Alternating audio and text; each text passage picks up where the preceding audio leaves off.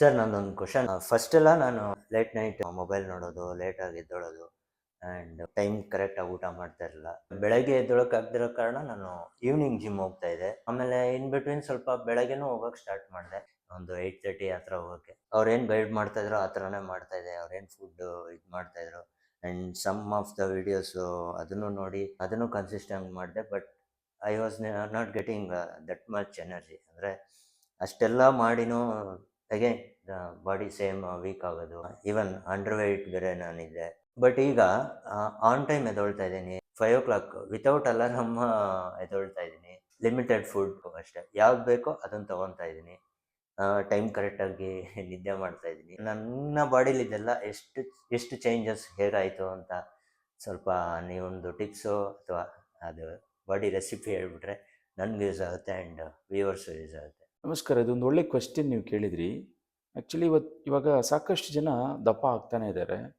And ಮುಖ್ಯವಾಗ್ಲೂ ಅವ್ರಿಗೆ problem ಏನಂದರೆ energy ಸಾಲ್ತಾ ಇಲ್ಲ. ಬೆಳಗಿಂದ ಸಾಯಂಕಾಲವರೆಗೂ ಎಲ್ಲ ಕೆಲಸ ಮಾಡಬೇಕಲ್ಲ. ಕೆಲಸ ಮಾಡಬೇಕಂದ್ರೆ ಎನರ್ಜಿ ಬೇಕಲ್ವಾ. ಸೊ ಇವ್ರು ಏನು ಮಾಡ್ತಾರೆ, ತಿಂತಾರೆ ಆ್ಯಂಡ್ ಮತ್ತೆ ತಿಂತಾರೆ, ಪದೇ ಪದೇ ತಿಂತಾನೇ ಇದ್ದಾರೆ ಎನರ್ಜಿಗೋಸ್ಕರ. ಆದರೆ ಎನರ್ಜಿ ಸಿಗ್ತಾ ಇಲ್ಲ. ಬಟ್ ತಿಂದಿದ್ದೇನೋ ಕರೆಕ್ಟ್, ಬಟ್ ಎನರ್ಜಿ ಯಾಕೆ ಸಿಗ್ತಾ ಇಲ್ಲ, ಇದ್ರ ಬಗ್ಗೆ ಗಮನನೇ ಕೊಡ್ತಾ ಇಲ್ಲ, ಮತ್ತೆ ದಪ್ಪ ಆಗ್ಬಿಡ್ತಾರೆ. ವೆಯ್ಟ್ ಕಮ್ಮಿ ಮಾಡಬೇಕಂತ ವಾಕಿಂಗ್ ಮಾಡೋದು, ಡಯಟ್ ಮಾಡೋದು, ಹೀಗೆ ಸಾಕಷ್ಟು ಪ್ರಯತ್ನಗಳು ಜನ ಮಾಡ್ತಾನೆ ಇದ್ದಾರೆ. ಆ್ಯಕ್ಚುಲಿ ಅವ್ರಿಗೆ ಈ ಕಾನ್ಸೆಪ್ಟ್ ಅರ್ಥ ಆಗಬೇಕು. ಪ್ರೋಟೀನ್, ಆಮೇಲೆ ಫ್ಯಾಟ್, ಕಾರ್ಬೋಹೈಡ್ರೇಟ್ಸ್, ಇವು ಮೂರು ನಮಗೆ ಎನರ್ಜಿ ಕೊಡುತ್ತೆ. ಸರಿ, ಇದು ನಿಮ್ಗೆಲ್ರಿಗೂ ಸಾಕಷ್ಟು ಜನ ಗೊತ್ತಿರುತ್ತೆ. ಆ್ಯಂಡ್ ಸಾಮಾನ್ಯವಾಗಿ ನಮ್ಮ ಮನೆಗಳಲ್ಲಿ ಇವು ಮೂರು ವಿಷಯದಲ್ಲಿ ಯಾವುದಾದ್ರೂ ಮಾಡ್ತಾನೆ ಇರ್ತೀವಿ, ಪ್ರಿಪೇರ್ ಮಾಡ್ತೀವಿ. ಬಟ್ ಮುಖ್ಯವಾಗ್ಲೂ ಇವು ಮೂರೂ ನಾವು ಬಾಡಿ ಕೊಟ್ಬಿಟ್ವಿ. ಆದರೆ ಇದು ಮೂರೂ ನಮಗೆ ಫ್ಯೂಲ್. ಬಟ್ ಎನರ್ಜಿಯಾಗಿ ಕನ್ವರ್ಟ್ ಆಗಿ ನಮಗೆ ಬೇಕಾದಷ್ಟು ಎನರ್ಜಿ ನಮ್ಮ ಬಾಡಿಯಿಂದ ಪ್ರೊಡ್ಯೂಸ್ ಮಾಡಬೇಕು ಅಂದರೆ, ನಮ್ಮ ಬಾಡಿ ಪ್ರೊಡ್ಯೂಸ್ ಮಾಡಬೇಕು ಅಂದರೆ ಅದಕ್ಕೆ ತುಂಬ ಇಂಪಾರ್ಟೆಂಟ್ ಮೈಕ್ರೋನ್ಯೂಟ್ರಿಯೆಂಟ್ಸ್, ಖನಿಜಾಂಶ ಮತ್ತು ಲವಣಗಳು. ಇದು ನಾವು ಪ್ರತಿದಿನ ನಮ್ಮ ಊಟದಲ್ಲಿ ಕೊಡ್ತಾ ಇಲ್ಲ.